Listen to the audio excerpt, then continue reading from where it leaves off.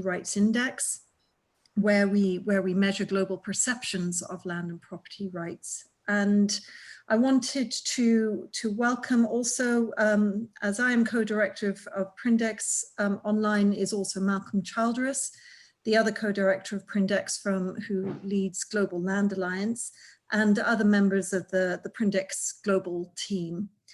So the aim of this session is to provide some background on how Prindex sheds light on how secure people all around the world feel about their land and property. We're going to give you a sneak preview of some of the country results before we do our global launch, which is on July the 15th. We're going to dig deeper into the link between possessing formal documentation and perceived tenure security. That's going to be presented by Dr. Denis Nizalov, who's the Senior Land Governance Advisor on Prindex Research Team and Senior Lecturer in Economics at De Montfort University here in the UK. We will then hear from Professor Jaap Zevenbergen, who has been participating and presenting on lots of panels. So Jaap, thank you for joining us, even though we know your time is stretched very thin. So Jaap is a professor in land administration systems at ITC in the University of Twente.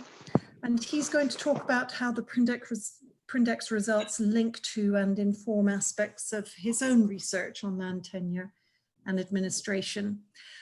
Following that, that will take us about 30 minutes. We'll then take questions on the chat tab. So if everyone can please register your questions there and keep any other points that are posted on the chat tab to an absolute minimum, because we're worried otherwise that we will lose some of the questions. Please do indicate on that if you want to direct questions or comments to particular presenters. And then we're going to wrap up by thinking about what the discussion today means for the research agenda of the Land Act community and how we can work together with you on this. So I'm so sorry, I think if I'm sharing my screen, let me just hide this. So I want to talk to you first about, why Prindex, why it developed, take you through the methodology that we use, and then give you a sneak preview of 3 countries, the Netherlands, because this is Land Act, being hosted by the Netherlands academic community, and then also Brazil and Rwanda, which are 2 countries which have been funded by the Netherlands and have interesting results.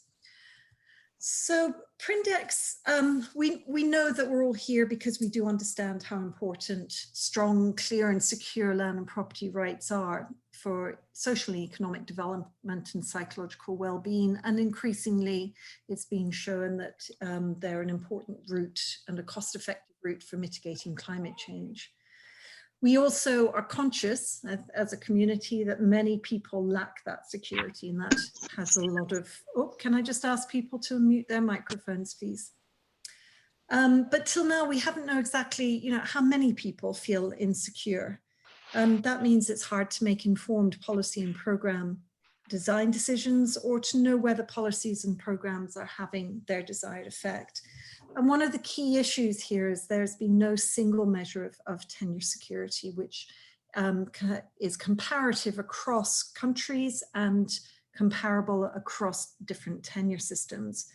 And in the past, documentation has often been assumed to be the key indicator of tenure security. If you hold a document, you are assumed to be secure. If you don't, you're assumed to be insecure. We know and have known for a while that the 2 can't always be equated.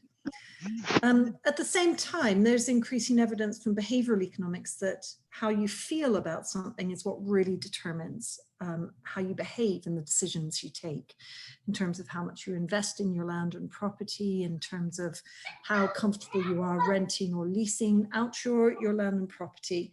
And the concept of perceived tenure security has emerged as a more accurate and globally comparative measure of tenure security under different legal frameworks. And that's also why perceptions of tenure security are included in the SDGs. So last year we published data on 33 countries that you can see are highlighted on this map. The majority, about 20 of them, were on the African continent. Others were spread around Central South America, Europe, and Southeast Asia. And then we integrated, last year, we integrated the Prindex questionnaire into the 2019 Gallup World Poll. And we've increased our coverage to 140 countries. And please do join us on July the 15th to hear the results of our survey across those countries. Across those countries, we interviewed over 168,000 people. That's equivalent to 96% of the global adult population. So those who are 18 years and over. Only the gray areas that we show on this map aren't covered. And this is an open data resource. It's publicly available on prindex.net. And we're also discussing this with the UN's big data platform about whether they are going to host Prindex data there as well. The data will be available through the land portal and through different partners. So what do we want to achieve with producing this data? We want to provide information that can influence change in the design of national policies and programs related to land and property. And we want to help to monitor the impact of these policies and programs, because perceived tenure security is a very useful intermediary measure of success. And global coverage will allow us to expand our engagement with researchers, governments, donors, and other stakeholders working on land rights. And I'm hoping that those of you who are attending this discussion and presentation will be interested and want to engage with us on these results. So in terms of how, who we survey and how we selected them and how we assess their perception of tenure security, I want to take you briefly through our methodology. So we survey perceptions of a representative sample of the adult population, those who are over 18 years of age. We randomly select a member of each household and assess their perception of tenure security. We very deliberately do not interview purely household heads, because otherwise that would not allow our sample to be representative of the entire population. It also means we include all parts of the population, some of whom have been excluded from the land rights conversation in the past, for example, women or young adults or people who don't actually have their own property. We do the samples through contracting survey companies. So as I said, we're doing this now through the Gallup World Poll because that was the most efficient way that we identified to do high quality surveys globally. And we carry out those surveys either face-to-face by telephone, but we only do it by telephone if there's typically more than 80% phone coverage, because we want to make sure we can reach a representative sample of the population. And then we assess people's perception of their tenure security for all land and property, not just the home in which they dwell. We ask them the single most core question in our questionnaire about assessing tenure security is, in the next 5 years, how likely or unlikely is it that you could lose the right to use this property or part of this property against your will? We use this question because our pilots show that responses are consistent, and it's also in line with SDG indicator 1.4.2.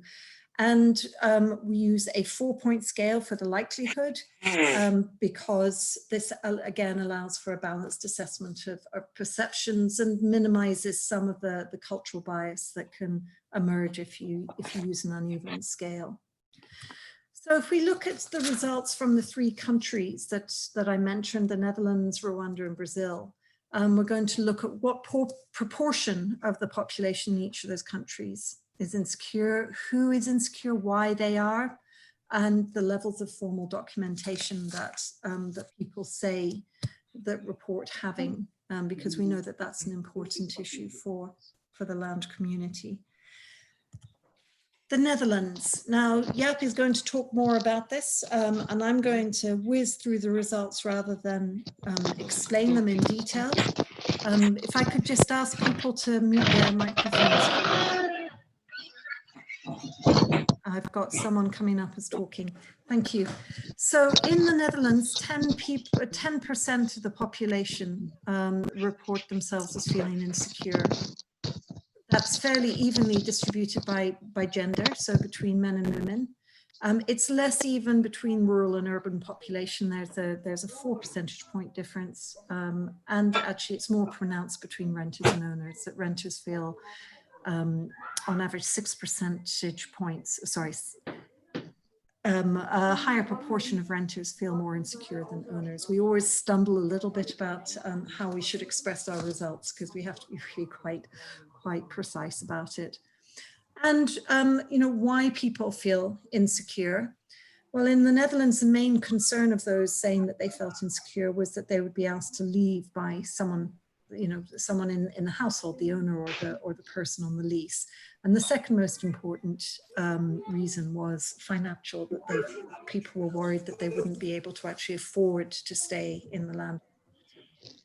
In terms of documentation, you can see that nearly all owners have formal documentation. That's, you know, we do not classify only titles as formal documentation. We classify a range of documents in each country as formal. So in the case of the Netherlands, that's deeds.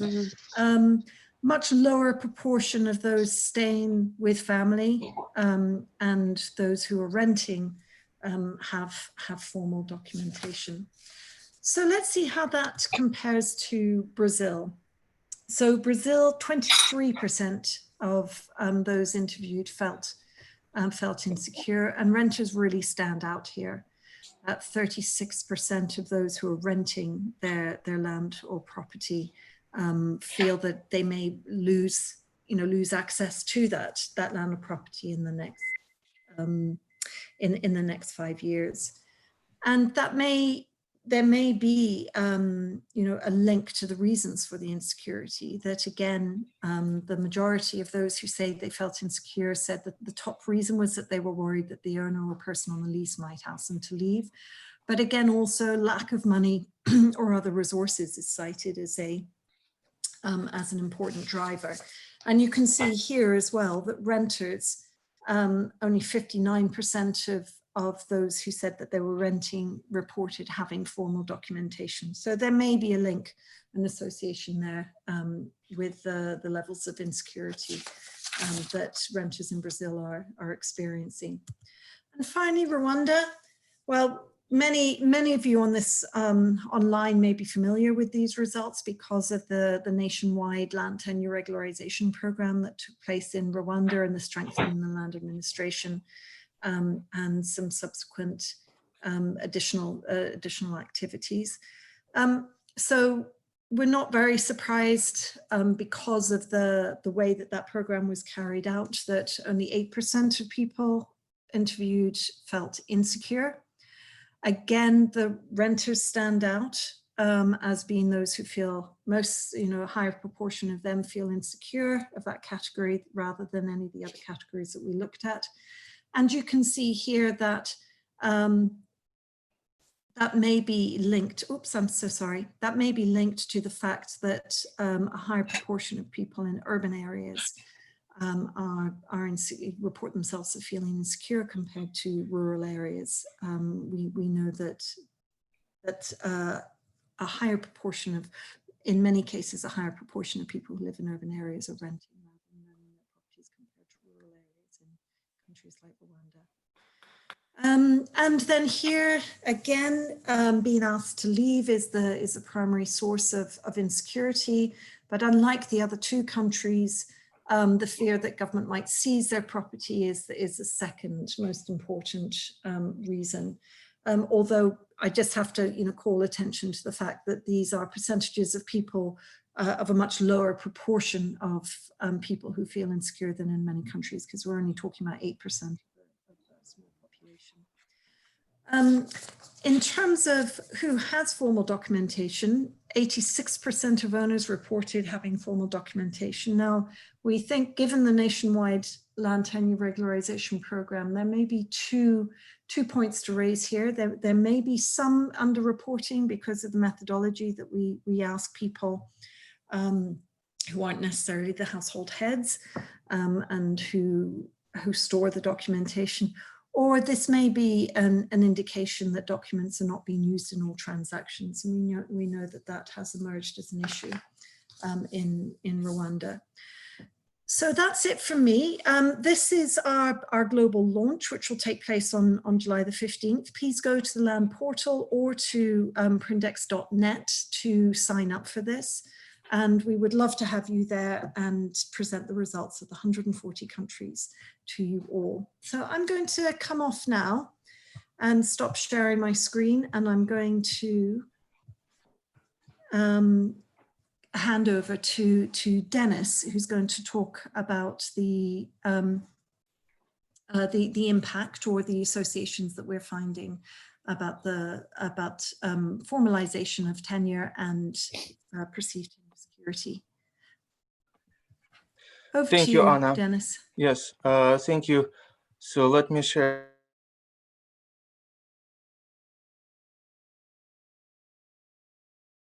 You muted yourself, Dennis. Muted myself? Can you hear me? Can you hear me? Now yes, we can hear you, Dennis. All right. Thank you. I'm going to mute you. Okay, well, thank you very much, Anna. And with this great overview of Prindex data, for the first time, we have an opportunity for a true global cross-country analysis. And in my presentation, I will rely on the first wave of the data, the 33 countries that were collected in 2018 that Anna has mentioned earlier. And in this short presentation, I will present you the results of our research, where we looked at how the formal documentation, also called de facto tenure, is actually linked to other measures of tenure security. First of all, how people perceive the security of their property rights, and how it is linked to practices of property rights. Okay. How to move it? Okay. So in this study, we looked at why we can rely and why it is important to look at the perceived tenure security, the subjective measure of perceptions, what formal documentation has on perception of tenure securities among the other factors, and how to improve policy design and policy targeting to improve the effectiveness of the policy interventions. Dennis, can I just ask you to put it on slideshow so that it fills the screen? Oh, thank you. All right. Perfect. Okay, great. Yes, so I think for this audience, there is no need to convince how important is the secure tenure and how it is linked to investment decision, including those related to climate adaptation and climate mitigation.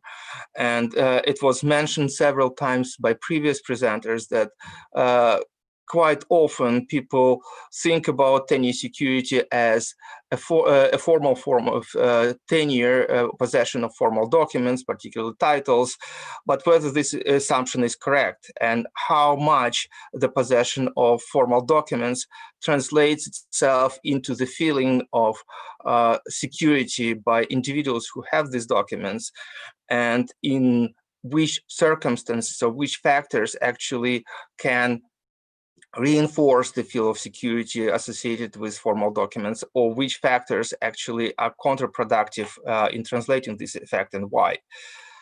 Anna has presented you 3 examples of countries from our most recent data collection. And on this picture, you can see that the level of tenure security, the level of possession of formal documents vary widely across the countries. And for example, 50% of adult population across the 33 countries in the first wave of data reported that they possess formal documents, and 43% have reported that they have no documents. However, only 24% of people among those 33 countries reported that they feel insecure about their property rights, or in terms of Prindex questionnaire, they say that they feel likely or very likely that they will lose the rights to their current property within the next 5 years against their will. To explain the links between possession of documents, tenure security, and other factors, we rely on economics, and more specifically on behavioral economics, which treats the insecurity as a risk factor that reduces the value of investments, and by doing this, reduces the incentive to invest in quality improvements. It also reduces the incentives to participate in markets and reduces the length of the planning horizon. So all these factors sort of undermine the incentives to invest in property, in land quality. And from this perspective, we treat the perception of tenure security as subjective assessment of this risk factor. And unlike the possession of documents and the previous experience with exercising the property rights, perception is a forward-looking assessment, while the fact of possession of documents, the fact of experiencing property rights, such as experience with eviction, experience with market transactions, are the past experience, which individuals have to interpret using different models in order to develop the assessment of the future risks to their property rights. And this mechanisms of interpreting the objective data, the objective experience, can be looked through the lens of education, cultural norms, legal environment, and so on. So people do interpret, and it is not necessarily that possession of documents through this interpretation is translated into the secure perception of security of property rights. To assess this hypothesis, we looked at several factors. We used the data on 33 countries to assess to what extent the fact of possession of formal documents translates into the perception of security of property rights, and how such factors as trust to government, education, and other opinion shifters, as we call them, actually affect the degree of this transition. We also looked at the de facto dimension of tenure, in this case, the experience with eviction or the length of tenure, and to what extent the de facto tenure affects the future assessment of security or the perception of tenure security, and how the opinion shifters again affect this link. Finally, we looked at the interrelationship between the de facto and de jure tenure in the past, and how people interpreted and build their perception of tenure security in the future. I will skip the technical parts and jump straight to the key results of our study. So what we have found looking at this data from the 33 Prindex countries is that, in fact, possession of formal documents or de jure tenure is not a silver bullet. There are other factors such as practice of tenure and these opinion shifters that actually form the perception of tenure security exactly as we have predicted from the theoretical point of view.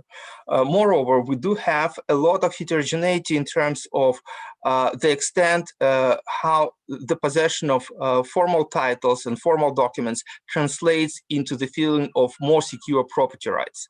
In fact, we see on this picture that for some countries, particularly sub-Saharan countries, we may have no or even negative association between possession of documents and perception of tenure security, and for a variety of reasons. The system may be not effective, you may not be able to enforce your rights, and so on and so forth.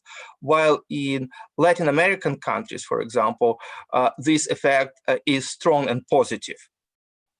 We also have found that the effectiveness of formal documents changes over time. It is more effective for those who expect to stay with the current property for a longer period of time. And as Anna has mentioned briefly with the 3 examples, the effectiveness of formal documents differs greatly across different forms of tenure. So it is an effective instrument to improve perception of tenure security for owners, while having very little correlation with perception of renters, at least among the 33 countries we have assessed. Also, people in urban areas feel more empowered and feel more secure when they possess formal documents. Talking about the effect of these opinion shifters on interpretation of formal documents, we found that the level of education or low literacy in specifically undermines the effectiveness of formal documents, particularly for owners. Trust in government, awareness of how to practice property rights and how to protect property rights is a factor that strengthens the effectiveness of formal documents, particularly for tenants. Talking about complementarity among de facto and the Euro tenure security, we found that possession of documents and duration of tenure, of current tenure, are substitutes. In other words, the longer people stay with the current property, the less effective is the formal document. Looking at it from the other perspective, formalization is most effective for the new owners in terms of increasing the feel of security of their property rights. The experience with eviction and possession of formal documents are very closely linked. So the fact of eviction in the past undermines significantly the effectiveness of formal documents in the way they form perception of tenure security. Finally, the duration of tenure and experience with no eviction are close substitutes. And to summarize, the experience with eviction is the most single factor affecting most important and the strongest factor affecting formation of tenure security, perception of it. The findings we have from this study have several important policy implications. As we all expect that stronger property rights will lead to investments in land quality and housing quality, it takes time to observe these results. However, without making this perception of tenure security stronger in the short run, we are not likely to observe these investments. So improvements in perception of tenure security can be treated as a short-run outcome of various policy interventions and can be used in impact evaluation. Talking about targeting of policy interventions, new owners and urban residents are the most responsive groups which can be targeted by policies sort of in the first order, and that effect will spill over likely to other groups.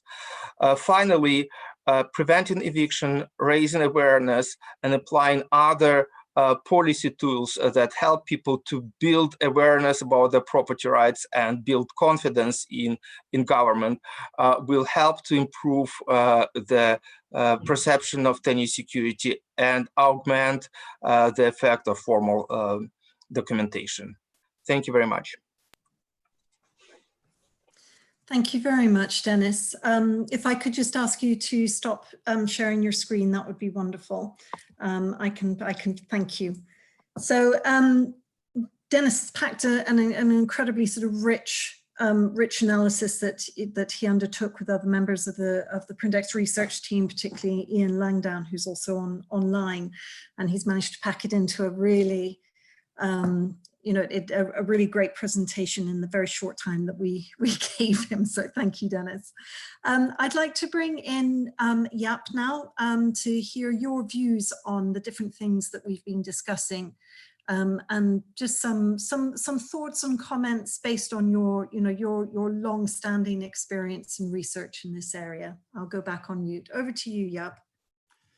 Thank you, Anna. Also, thank you, Dennis, for showing this. And it's great to see how far you have come. I remember, I don't know how many years ago, that I was talking to Malcolm about some of this when it was still in its infancy.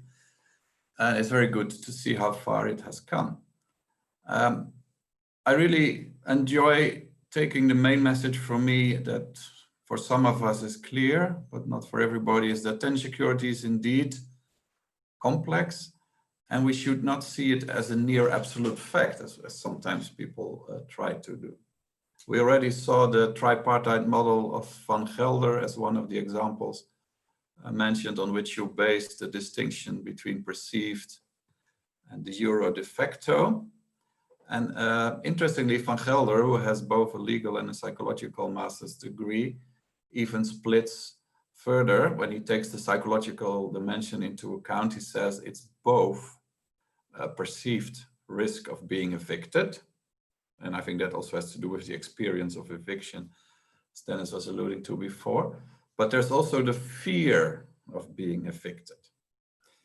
And especially the fear of being evicted is an individual trait that differs between people, even in the same circumstances. Some of us are risk seekers, others are risk avoiders. And that is exactly what we want, because ultimately we are also looking at, are people willing to invest time and or money in improving their land and home, to make it agriculturally more productive, to make it more climate adapted, to make it safer for themselves, increase the well-being, etc. All these things need investments, partly financial, partly in your time. And if you do that or not depends on a number of issues. And I think the perceived tenure as it's now being collected is a very good way of assuming what people are going to do. It was good to hear that the method also looks at different forms of documentation, formal and informal, but also within formal, not just at titles or titling. And there is this tendency in our field to use, I would say, to focus too much on maybe the technocratic, legal administrative overburdening of title systems. When you take it very strictly, you could say from a legal administrative technocratic perspective, a titling system is the golden standard. But we also know from a lot of literature that this is highly a simplified way of looking at things. Has been an important part of my own research and publications, alone and with others, on trying to break that down to get it to the core of that it's not just about titles, but also about other forms of documentation. I'm glad that's also taken along here. And that's easy to see also from the instance of the Netherlands that Anna was showing us before, because the Netherlands is strictly speaking operating a registration of deeds system. That is not the golden standard, so to say. And in such a case, in a deed system, I don't want to go too much into detail of the difference, but in case of a deed system, it is certain types of transfer documents that people make when they transact in land that are being registered or centrally stored, but they do not automatically come to an official decision that the buyer is now the new owner, which you would expect under a title system. I wrote a whole PhD about the difference, so we won't go into that. But in the Prindex data from the Netherlands that Anna was just showing, even though the Netherlands has a deed system, we can easily see that 98% of the owners have formal documents and 95 of them feel secure. And then we take the UK, which was at 87% in the other statistic that Dennis was showing. And most of the UK, I know it's more than one jurisdiction legally, but at least England and Wales operates clearly a title system. So you see even one country has deeds, which is theoretically less perfect. Another one uses title, which should be better, and still the percentage shows the other way around. So it's all marginal and in the high range, but still it shows that the simplifications cannot be easily made, and it's all very case specific.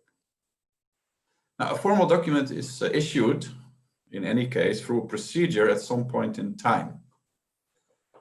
And from that point in time onwards, changes may happen that people do not always put in writing, or when they write it, they might not bring that documentation to the register.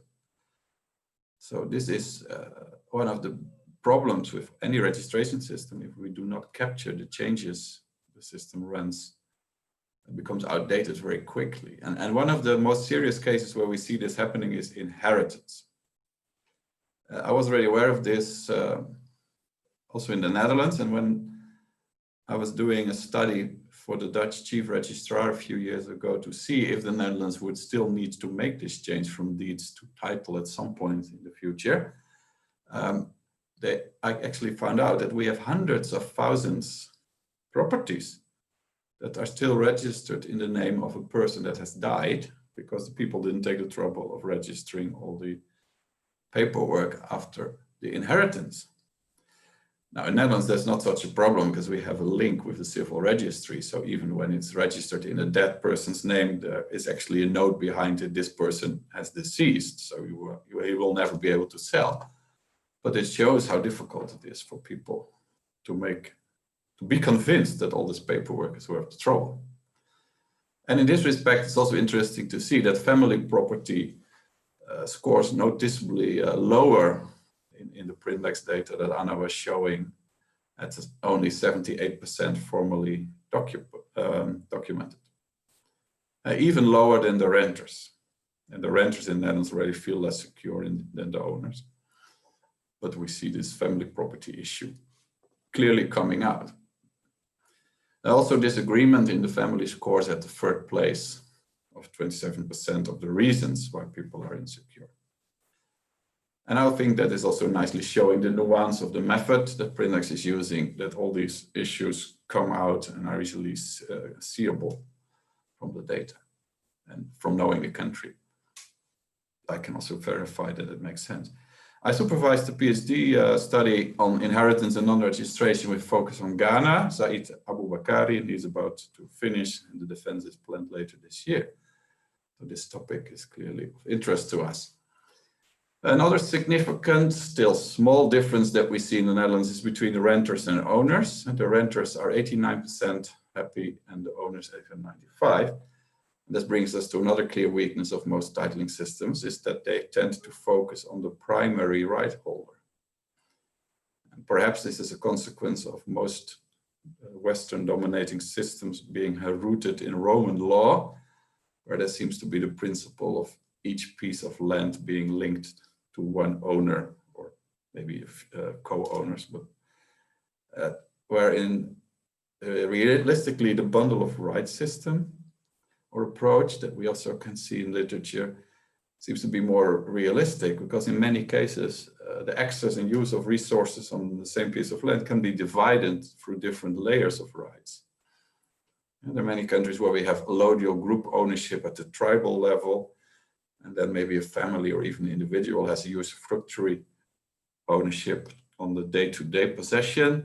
Then on top of that, there might be a lease for daily use, and then even specific rights to own a tree or to herd an animal or to collect certain materials might be yet with other people. And such secondary rights are often linked when we think about rural or customary areas. But of course, renting is another form of a secondary right. And many people also in Western countries are renting. So in the Netherlands, just after World War II, almost 70% of the people lived in a rental house, but the government is pushing strongly for private ownership, so renting is now around 40%, and mainly now renting from institutions instead of from individuals. So we have seen a real shift in the Netherlands from people owning not owning their home, but renting to owning their home. That's now the majority. I was pleased to see that only 11% of the Dutch renters feel insecure, but it's still higher than in the other category. And the highest insecurity that Dutch people have reported is that you might be asked to leave by the owner or the person with a written document from the place that you're currently occupying. So this is interesting, because in the Netherlands we have very strong social protection laws that protect the people that rent a house or have a tenancy on their land. So owners can rarely get rid of you if you want. So that this is still a serious fear is interesting. But it also shows again that it's really about feeling. And one reason could be, and I think that Denzel's mentioned that the renters normally do not have registered formal documentation. In the Netherlands, it's actually by law not allowed. It's illegal to register documents that only are about rent or agricultural tenancy. Only when it's about leasehold or freehold we can register. So the rest of the protection depends on the individual safekeeping of the documents between parties. Now, this whole idea of secondary rights also outside of Europe, more in the customary and mixed legal systems approach. One of my colleagues, Dr. Monica Legomboni, did an interesting study on how these are being tackled in innovative land tools. And we were a bit disappointed by the results, because they were really showing that it was not as much as we thought, and that often, even in innovative tools, secondary rights are barely touched, and they often hide behind the legal framework that doesn't specify them. Okay, then, well, I'll skip this one also because of the time.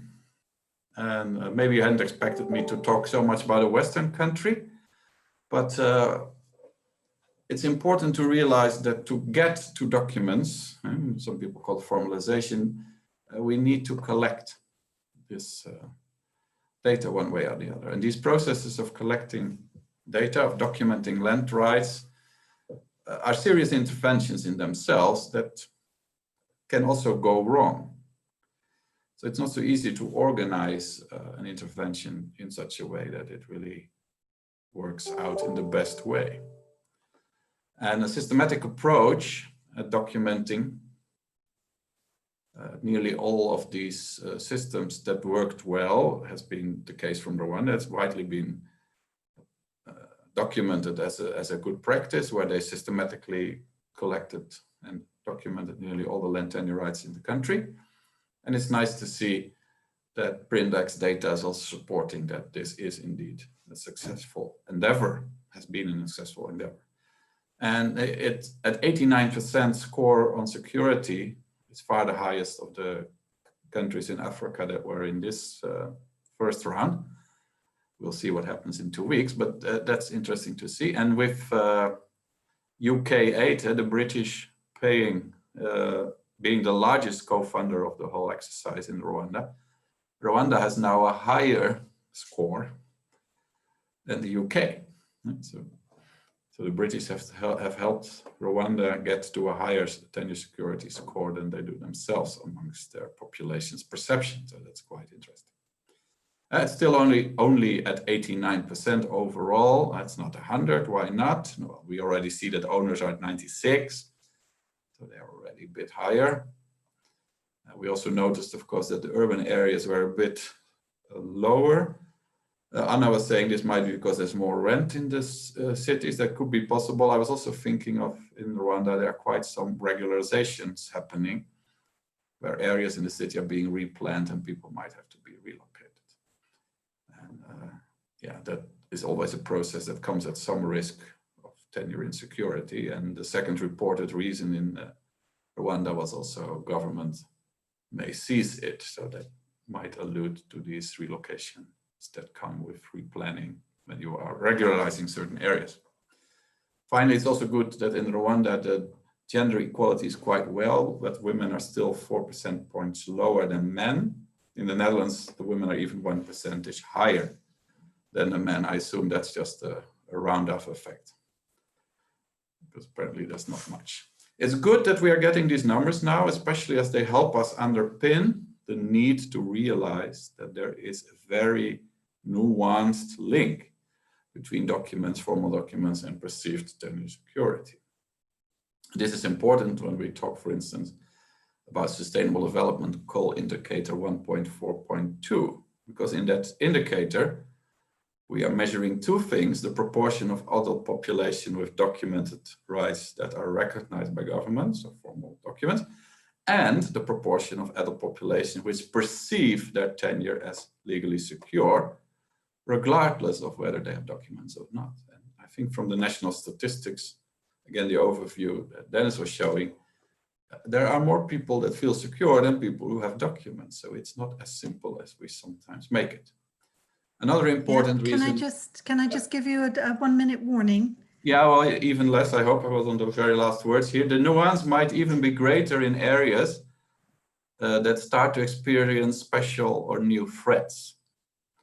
Rural areas that are a bit outside of a growing city at some point become very urban, and then the threats increase, and for some people, opportunities. And the same with disaster or climate impacts. So I think that would be one of the things I would still be looking forward to, is if it would be possible in the future to get a little lower granularity of some of the data, not just at the country level, but that we can also see these effects, so that people living a certain distance from the city might be perceiving their tenure secure today, but maybe 5 years from now that has slipped away under the different situation that has then emerged when the pressure goes up. Because I hope, I assume, that's my hypothesis, that it will show indeed that over time this will increase. And that means that we still need these transparent and equitable processes to increase the amount of people with formal land documentation, because in the end, if pressure becomes too high, just de facto tenure security will drop in its perception when you see things around you change and you see people around you lose their access to land. Thanks. Brilliant. Thank you very much, Jaap, for that. And that's it. It's a tough call to ask someone to comment on such a large, data set, which covers so many different aspects. Now I'm going to go straight on. We've got 8 minutes, and there have been some questions coming in on the chat. There are several questions which are related to the notion of tenure security. So the difference between actual tenure security and perceived tenure security, and the role of evictions and past experiences in determining the perception of insecurity. So maybe if I can start off with you, Jaap, and then bring in Dennis. What is the purpose? We have a question here. In the end, what we want to know is how secure tenure actually is. Are perceptions a good way of measuring that, or is there another way of measuring that? What could we use to measure actual tenure security? So maybe, Jaap, if I can ask you to pick up on that, and then I'll pass over to Dennis, particularly with the question of the role that past evictions play in determining perceptions.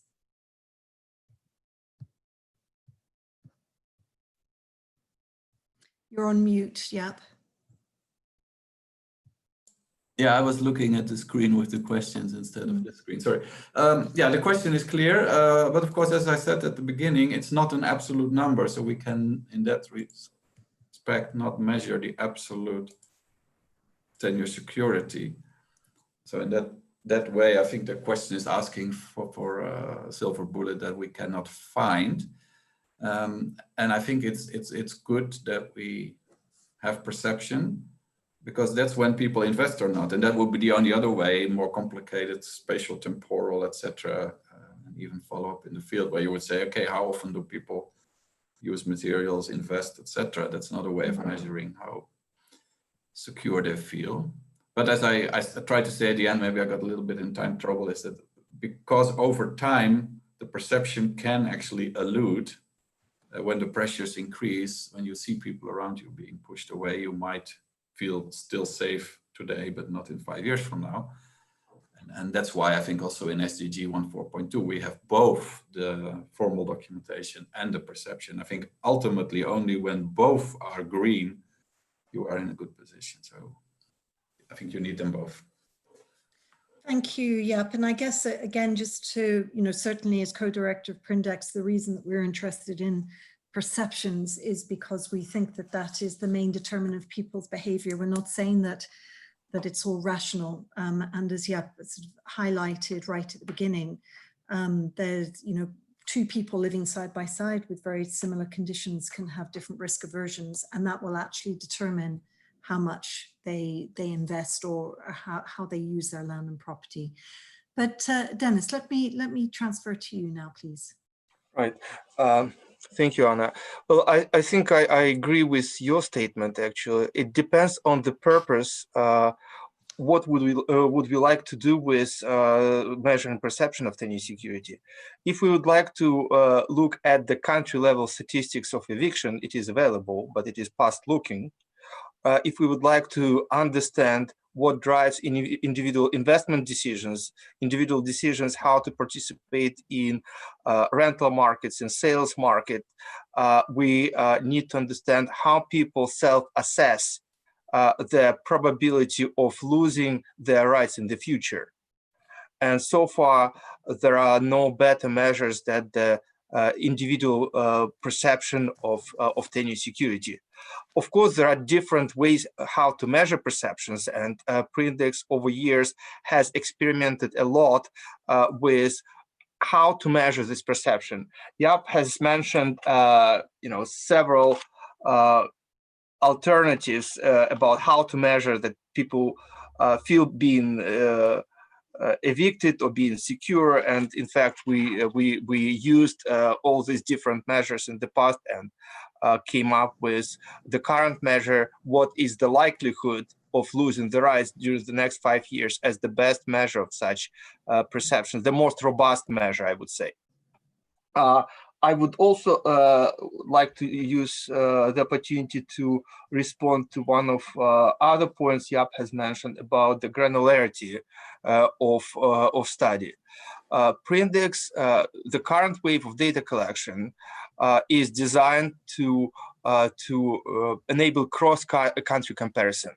And the key is to make sure that people in different parts of the world interpret the questions in the same way and the data is collected in the same way. But that also limits the level of details into which we can actually drill in. And to complement the global comparable studies, Prindex implements several so-called deep dives or country-specific studies where we're able to look into details of a specific country system and specific vulnerable groups. And I hope we'll have a chance to talk about this more during our presentation on 15th of July. Thank you very much, Dennis. And just another question about the relationship between age and perceived tenure security. One of the audiences is concerned that young people are more, maybe more insecure. Could you comment on that?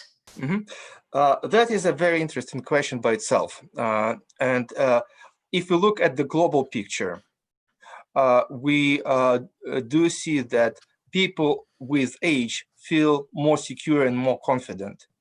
And in order to understand this relationship, we also have to take into account and control for the fact that people with age are normally become wealthier, more experienced, they experience current tenure for a longer period of time. So the precise answer to this question would require sort of more detailed analysis.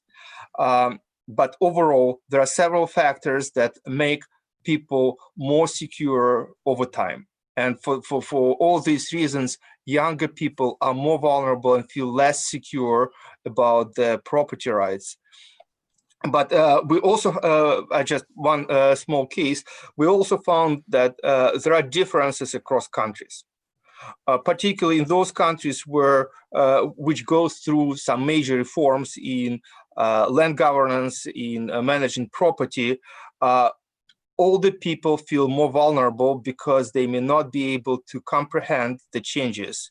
That's what we see in several such countries, and that's exactly the case where change in the tenure system should be complemented with awareness campaign or property right protection campaigns to augment the effect of these changes. Thank you very much. And we've got two very quick questions about survey methodology. I think one question about whether there are, couldn't people answer freely regarding the reasons for their tenure insecurity, and whether we can use our methodology to trace the effects of, for example, COVID. Dennis, if you could just answer those questions, please. Right. Well, the effect of COVID, as well as several other shocks, are very interesting by themselves. However, to properly study these questions, we need to continue data collection on a regular basis, so that after the first wave of the data collection that has been completed just before the COVID pandemic, we should continue and assess how perception of tenure insecurity has changed, what are the key drivers of insecurity for different parts of population, but also to assess how effective are different policy changes, including those that targeted the mitigation of effect of the pandemic. But overall, I would like to highlight that we need to continue the regular data collection on perception across countries with regular periodic over the regular periods of time. Thank you very much, Dennis. And just to draw people's attention to the fact that we have been doing some analysis on the impact of COVID and the relationship to perceived tenure security, and identifying some of the more vulnerable groups that have been emerging, so those who are hardest hit by COVID. And we're actually focusing our initial analysis on Northern Europe and the US, where renters are being particularly hard hit. So do keep an eye out and visit our website, prindex.net. And I know a lot of people have been asking questions about getting access to the presentations. They should be up on the Landac website. I presume they'll be up on the Land Portal website, and we will put them up on the Prindex website. So please feel free to visit those. And then finally, I know we're going to be kicked off out of our room in a couple of seconds. I just want to reiterate again, we would love to have you present at our global launch on July the 15th. And oh, Neil's just told me we won't be kicked off. That's brilliant. So we have a bit more time. And you can sign up to that via the Land Portal or via the Prindex.net website. And I think, if I'm not mistaken, we already have 350 people signed up for that, if I'm not mistaken. But Neil has the latest numbers on that. So do join us. We have a bit more time on that, an hour and a half. So we'll have more time for questions and answers, and there'll be videos coming, coming out.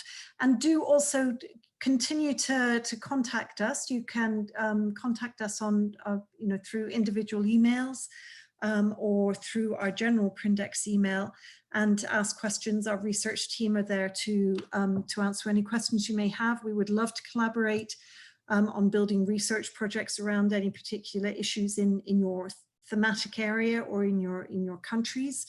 And we also have regional engagement coordinators in each of the main regions around the world. So keep an eye out for regional launches that may be coming to your area of the world. I think that, so even though we're not going to be kicked off, I know that we do have to draw this to a close. I want to thank Dennis again, and Jaap, and to thank the Prindex Global team for all the hard work that's gone into the analysis that underpins this data and the discussion of the results. And I hope you all have a good rest of the day, whichever time zone you're in. And thank you for joining us. Goodbye.